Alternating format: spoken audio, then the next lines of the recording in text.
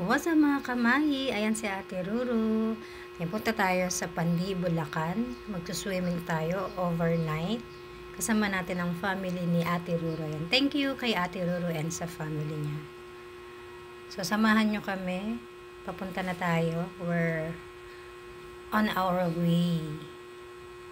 Ayan. So, medyo traffic pala dito sa Pandi, Bulacan. Ang lapit lang pero parang 1 hour, almost 1 hour yata namin natunton yung lugar. Although parang malapit lang naman siya. Traffic lang talaga. Kita nyo naman. Ayan. So, but kung bago ka lang sa aking YouTube channel, please huwag niyo pong kalimutan i-like, share, and subscribe my channel, My Santos TV, habang traffic tayo dito. Okay? Thanks! 12 seconds later. Charan! Ayan na, nandito na tayo, diba? Mabilis lang. Opak, may couch. Ayan. Maison Private Resort po ito. Ayan. Ayan po yung pool nila. Isa lang po yung pool pero maganda yung lugar nila. Merong 2 kwarto dito sa taas at mamaya bababa tayo. Merong kitchen sa baba. May billiard. Ayan. So enjoy na enjoy sila. So ayan, napababa na tayo. Sorry guys, nagbo-voice over lang ako. Baba na tayo. Maganda siya in fairness. Pang birthday party pwede, mga event, family gathering. Ayan, ayan yung taas niya. See, ang bongga, 'di ba? Pang sosyalan, pang mayaman. Ayan, may karaoke din, pwede ka mag-karaoke, pwede ka manood ng TV, manood ng movie. Ayan si Ate Ruru, gaganyan yan, naka-ready na yan. Naka-swimsuit na yan. So, ayan na, naligo na yung mga chikiting. Hindi na nila napigilan ang kanilang mga sarili. Overnight to, so 6 kami umalis. Dapat 6 start na kami. 6 bukas ang out namin. Maganda siya, guys. Dito sa may Pandi, Bulacan. So, habang sila yung nagsuswimming, kami naman ay magkakantahan. Ayan. Ayan yung kitchen nila. Tapos ito yung pinakasala. Pinaka-karaoke bar area. Kasi tanong mo yung mga bata habang naliligo dyan. Andun yung billiard. Tapos meron kang, pwede kang mag-ihaw-ihaw doon. Medyo malaki pa rin yung parking nila. Yung garage.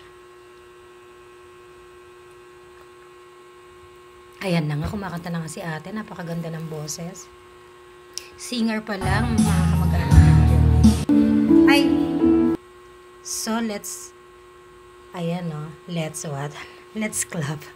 Ayan, ang mga chikiting nagkakantahan na. Proud na proud lola si Ate Ruru sa kanyang mga apo. Ang ganda ng boses. Sana. Next one, proud na proud si Vincent. Ayan o, si Vincent. O, pumapalakpak na sobrang proud niya sa kanyang mga pamangkin. Siyempre, magko-concert din tayo mamaya. Ayan. Tinanggal natin yung sounds kasi puro CPR yung mga pinagkakanta namin dyan.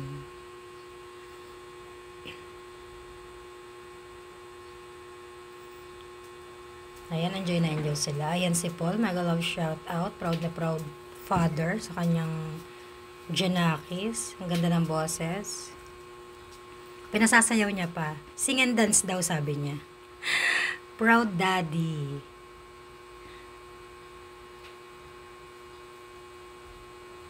Charan! So, ready na ako. Ready na kami ni Ate Ruru. Swimming na tayo. Maya-maya lang. Ayan o, Maison.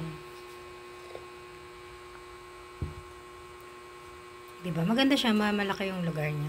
Diyan na nga rin kami natulog.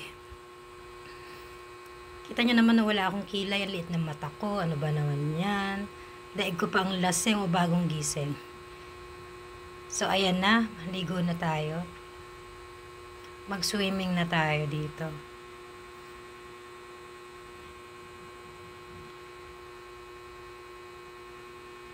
Medyo malamig yung tubig. Kasi Ate Ruru, shout out mo kay Ate Ruru. Medyo madilim lang kasi walang yung ilaw. Cellphone ko. Ayan na, bababa ng lola nyo. Pak! Ayan, gininaw ako dyan guys. So, kung di nyo na itatanong, sabi nga ni Tito Sen, kung di nyo na itatanong, lamigin po ako. Yes. Hindi ko alam kung bakit ganon. Basta lamigin ako. Lalo na kapag pagparating na yung dalaw. Sobrang, tuwing gabi nagchichill ako. Nagigising ako, nagchichill yung katawan ko. Ayoko nang yung electric pan nakatutok. Ayan. As you can see, makikita nyo dyan mamaya. Ayan o, bongga-bongga pa ako. Pero giniginaw na ako dyan. Pagkabasa ako ng mukha ko, ng buhok ko, ayan, nagbabad ako. Aalis ka agad ako dyan kasi guys, talagang nag-chill yung buo kong katawan, as in nag-chill. Akala ko hindi na ako makakaahon dyan. So, pinilit kong makaahon. Kaya nag-chill na ako dyan, hindi pa ako matumba, diba? Nagmamadali akong umalis dyan. So, ayan, giniginaw na ako dyan. Ano ba yan?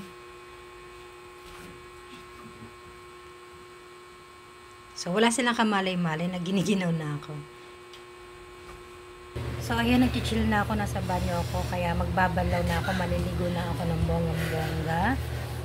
Grabe. A few moments later. Charan! Good morning! Ang bilis ng mga pangyayari, di ba? Umaga na, pauwi na kami. Hindi kami pauwi. Back to back ang nangyari dito. Papunta kami ng DRT sa Caribbean Resort. Si Ate Ruru nag-aya uli mag-swimming. Kaya nga back to back swimming ito. Kaloka. Ayan. 6:00 pa lang pero kita nyo naman yung araw. Pak na pak. Galit na galit.